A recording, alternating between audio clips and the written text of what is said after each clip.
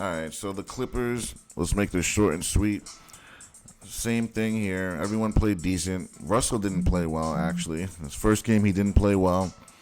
It's the same story, guys. They're missing Kawhi and Paul George. Kawhi and Paul George win the series and win the championship. So I'm going to hold firmly to that. Like, it just sucks. Now this team's going to have to break up. They're probably going to trade Kawhi. The whole team's going to be broken up next year, guys. Because you can't go on like this as the Clippers. Kawhi barely ever plays. Paul George is always hurt. What are you going to do with Westbrook? There's so many questions. Like, this was the year the Clippers needed to do it. Like, I just don't know if they're going to do it now.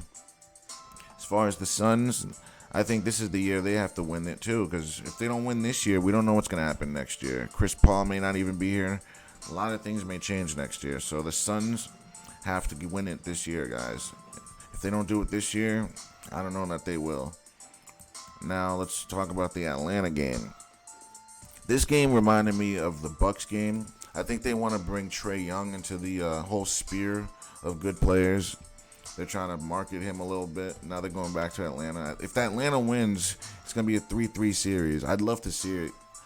Even without their second best player, they were able to beat them. It's because they shot the ball better. They shot the three almost 50%, where Boston shot it like 20%. Jason Tatum went 1 for 10. Like, that's how you beat the Celtics. You hold Jason Tatum down.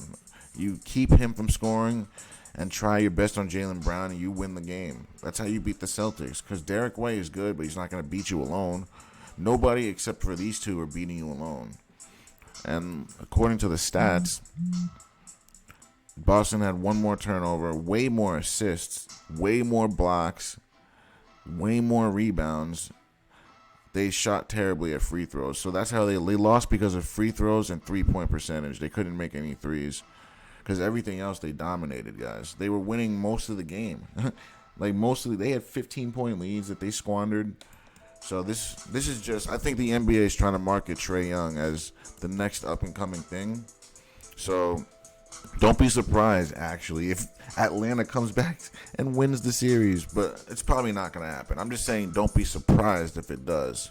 Because it looks like the NBA is on some funky business right here. Clippers had more turnovers, way less assists, more rebounds.